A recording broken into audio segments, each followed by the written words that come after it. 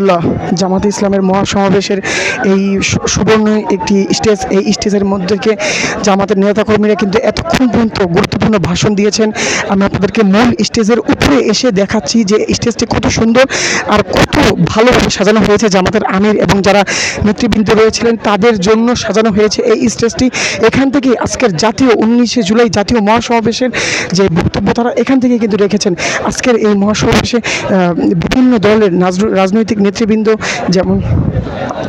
যেমন জামাতে ইসলাম এবং এনসিপি এবং বিভিন্ন জামাতে ইসলাম, এনসিপি এবং ইসলামিক আন্দোলন বাংলাদেশ, বিভিন্ন রাজনৈতিক নেতৃবৃন্দ এখান থেকে ভাষণ দিয়েছেন এবং বক্তব্য দিয়েছেন জনগণের উদ্দেশ্যে। আজকের এই মহাসমাবেশটি ছিল রাজনৈতিক মহাসমাবেশ। এই মহাসমাবেশের এত সুন্দর দলিল একটি স্টেজ এখনো পর্যন্ত কেউ